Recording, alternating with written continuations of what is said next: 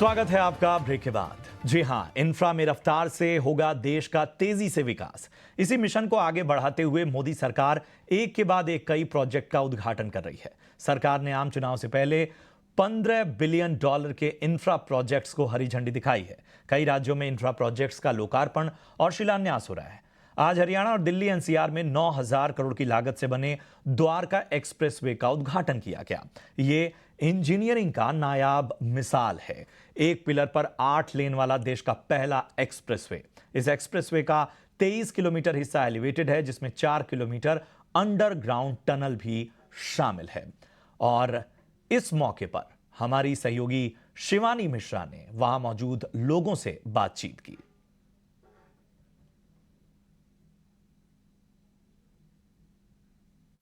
12 लाख से ज्यादा लोग जो हैं वो प्रतिदिन यहाँ पर ट्रैवल करते हुए नजर आएंगे और यहाँ पर जो लोग हैं उनमें भी बड़ी संख्या में उत्साह है और लोगों से मिल रहे थे। जब प्रधानमंत्री हाय कर रहे थे, आप लोग बकायदा खुद हाथ यहाँ पर हिला रहे थे, कैसा लग रहा है? अच्छा बहुत मजा आ रहा है। बहुत मजा आ रहा है। इधर आए हैं तो हमारा ये सफल हो गया कि हम देख भी पाए हैं। क्या उम्मीदें हैं? इतना बड़ा एक्सप्रेसवे जो है वो तैयार हो गया, इतने सालों से लोग वेट कर रहे थे, ट्रैफिक से निजात मिलेगी? ये बोलेंगी बहुत फर्क पड़ेगा। पहले ही दिल्ली एकदम भरी हुई है, तो उसमें यह है कि एक्सप्रेसवे बनने से ये बहुत फायदा मिलेगा। बहुत लोगों का आने जाने का आसान हो जाएगा। बिल्कुल। मैं आपको तस्वीरों के जरिए दिखाऊं कि अभी भी इनॉग्रेशन से जो लोग हैं वो यहाँ पर आते चले जा रहे हैं। क्या क्या उम्मीदें हैं आप लोगों को? प्रधानमंत्री यहाँ पर लोगों से मिलते एक तरीके से भेंट देते हुए आगे गए। Ma'am, we are a family, we are a Modi परिवार। तो कैसे हो सकता है कि मोदी का जो हमारा उनका परिवार खड़ा है और वो उनसे बिना मिले चले जाए? सो यही तो एक खासियत है हमारे प्रधानमंत्री जी में कि he is totally different from the other people. He take each and everyone is a family. Okay. जी हां, तो इंफ्रा में ये जो एक से बढ़कर एक नए कीर्तिमान बन रहे हैं, इसके मायने क्या हैं? देश की तरक्की में इससे किस तरह से देखा जाए, इसी पर चर्चा के लिए हमारे साथ खास मेहमान जुड़े हैं। मैं परिचय करा दूं, सुनीत के माहेश्वरी साहब हमारे साथ हैं। आप मैनेजिंग पार्टनर हैं उद्वेग इंफ्रा पार्टनर्स में और इंफ्रा के क्षेत्र में एक बहुत जाना पहचाना नाम हैं सुनीत सर, सबसे पहले तो बहुत बहुत शुक्रिया, आपने हमें समय दिया। मैं सबसे पहले ये जो इंजीनियरिंग मार्बल जिसको कहा जा रहा है, जो एक पिलर पर 8 लेन का इतना ज़बरदस्त एक्सप्रेसवे है, टेक्नोलॉजी के साथ एक अलग तरह का तालमेल बना है, इसके मायने समझना चाहता हूं और इंफ्रा के लिहाज से इस तरह की जो उपलब्धियां हैं वो कितनी अहम होती हैं? आपका पहला सवाल जो है वो वन पिलर टेक्नोलॉजी जो है, उसमें खास ब्रिजेस के अलग अलग जगह पे अलग अलग टेक्नोलॉजी यूज की जाती। तो जब आप सिटी के अंदर कोई ब्रिज बनाते हैं तो जो नीचे ब्रिज के नीचे जगह है उसकी सेविंग करनी होती है। तो ये वन पिलर टेक्नोलॉजी से वो फायदा होता है। और इस ब्रिज के साथ में कुछ सर्विस रोड्स वगैरह हैं, इंटरचेंजेस हैं, नीचे भी जो जगह है वो यूज हो सकती है। तो खासकर जब शहरों में, तो गुड़गांव और दिल्ली एक बड़ा बिजी सेक्शन है और काफी पॉपुलेशन है, तो इसलिए जब हम एक पिलर यूज करना चाहते हैं वो नीचे स्पेस सेविंग हो जाती है।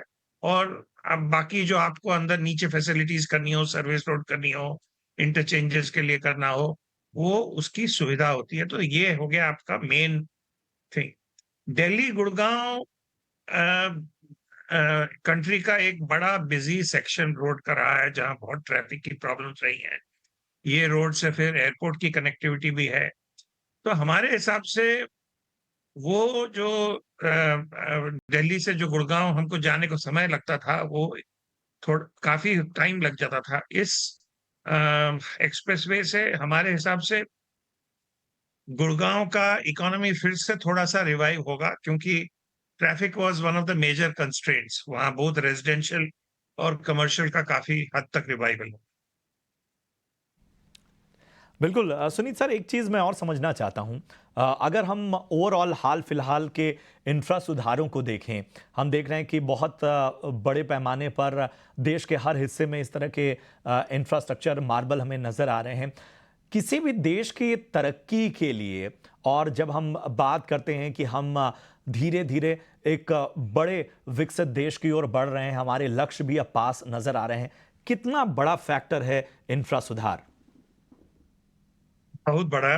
और देखिए, अगर आप देश के इंफ्रास्ट्रक्चर स्पेंड्स देखिए तो काफी कुछ बंबई में हो रहे हैं, कोस्टल रोड, MTHL वगैरह। कुछ दिल्ली के आसपास, around Delhi, peripheral road, Delhi से कनेक्टेड, वो सब काफी बढ़ रहे हैं। और दिल्ली और बॉम्बे, अमंग अदर थिंग्स, ये जो दिल्ली, गुड़गांव, पूरा NCR रीजन है, और बॉम्बे, दे ऑल्सो ये देश की जो टैक्सेस हैं उसको भी काफी कंट्रीब्यूट करते हैं। तो जायज मामला है कि अगर आप यहाँ इंफ्रास्ट्रक्चर पे थोड़ा सा स्पेंड करेंगे तो इकोनॉमी और डेवलप करेगी, फिर रेवेन्यू और बढ़ेगी। दूसरा, हमारा जो इंफ्रास्ट्रक्चर स्पेंड हो रहा है वो हो रहा है बॉर्डर एरियाज वगैरह में, वो एक स्ट्रेटेजिक पर्पस की वजह से है, कनेक्टिविटी बढ़ाने के लिए है। अब जो हम श्रीनगर, लद्दाख, ये सब जो कनेक्टिविटी बढ़ रही है, वो आम आदमी तो जा सकती है, बट उसका स्ट्रेटेजिक बेनिफिट भी काफी होगा। अब जैसे एक चेनाब रेल ब्रिज जो है, वो काफी हाइट पे है, उसके जो पियर्स हैं वो एफिल टावर से भी बड़े हैं या उसके बराबर हैं। तो ये अलग अलग चीजें अलग अलग जगह जब यूज की जा रही, ये मेन चीज है कि कंट्री के इकोनॉमी के रफ्तार को बढ़ाएंगे। क्यों इकोनॉमी का रफ्तार इसलिए बढ़ेगा क्योंकि जो लोगों को अगर कम समय लगेगा इधर आने और जाने में, तो जो क्या बोलते हैं, मनी का वेलोसिटी है, सर्कुलेशन है, वो बढ़ेगा। दूसरा, जब आप इंफ्रास्ट्रक्चर स्पेंड इस तरह करते हैं तो स्टील, सीमेंट, लेबर, इन सब की बढ़ोतरी होती है, तो उससे एम्प्लॉयमेंट बढ़ता है, इकोनॉमी अच्छी होती है। तो हमारा हिसाब है कि जो इस करंट गवर्नमेंट में जो खासकर अभी जो इंफ्रास्ट्रक्चर के ऊपर कुछ जोर दिया जा रहा है, और खासकर स्ट्रेटेजिक लोकेशंस जैसे अर्बन सेंटर्स, चार धाम के उधर, या टूरिज्म ट्रैफिक रिलेटेड, यूपी में काफी बदलाव आया है, उसकी वजह से भी बहुत सारी रोड्स आई हैं, या बॉर्डर एरियाज में।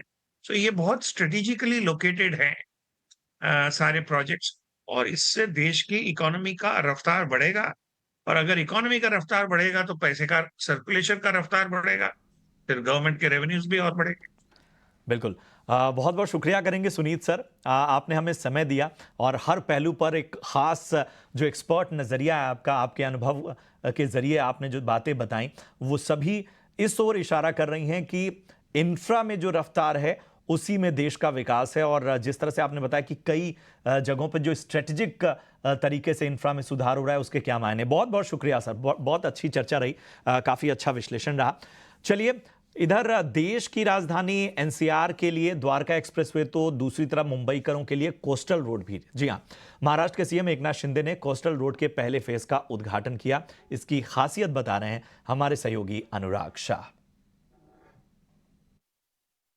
मुंबई के mega infrastructure project coastal road की शुरुआत हो गई। इसका जो पहला फेस है उसका आज मुख्यमंत्री एकनाथ शिंदे ने इनॉग्रेट कर दिया, और हम इस समय कोस्टल रोड पे ही, हालांकि आम लोगों के लिए इसकी शुरुआत कल से होगी, लेकिन हमें इसका जायजा लेने का परमिशन मिली है। ये जो प्रोजेक्ट है करीब 12,700 करोड़ का प्रोजेक्ट है। अक्टूबर 2018 के अंदर इसकी फाउंडेशन स्टोन रखी गई थी, और 10.5 किलोमीटर का जो स्ट्रेच है ये कोस्टल रोड का, जो वर्ली सी फेस से मरीन ड्राइव को जोड़ेगा। जो टाइम बचेगा लोगों का, जो अभी टाइम लगता है 40 से 45 मिनट लगते हैं, तो इस कोस्टल रोड के बाद वो जो टाइम है वो 10 मिनट का लगेगा। तो करीब आधा घंटा जो है वो इस कोस्टल रोड के सफर से आप बचा पाएंगे।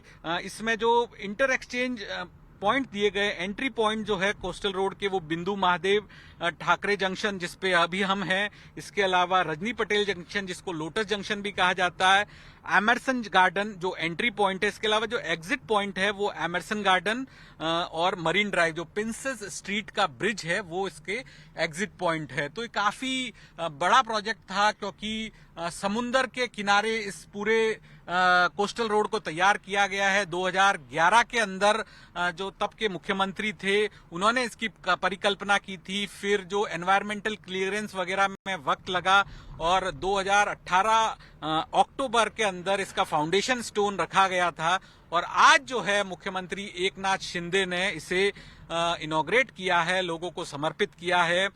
मंडे टू फ्राइडे जो है इसका कोस्टल रोड जो है लोगों की ट्रैवल के लिए खुला रहेगा। सुबह 6 बजे से लेके रात को 8 बजे तक इसमें जो टू व्हीलर्स है उनकी एंट्री रिस्ट्रिक्टेड है। इसके अलावा जो हैवी गुड्स व्हीकल्स होते हैं उनकी एंट्री भी रिस्ट्रिक्टेड है। तो मेगा इंफ्रास्ट्रक्चर प्रोजेक्ट चुनावों से पहले मुंबई की जनता को आज समर्पित कर दिया गया है। कैमरा पर्सन जीतू मौर्य के साथ अनुराग शाह, ET नाउ स्वदेश के लिए।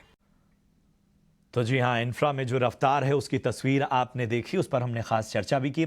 फिलहाल मुझे और मेरी पूरी टीम को दीजिए इजाजत। आप देखते रहिए ET नाउ स्वदेश। नमस्कार।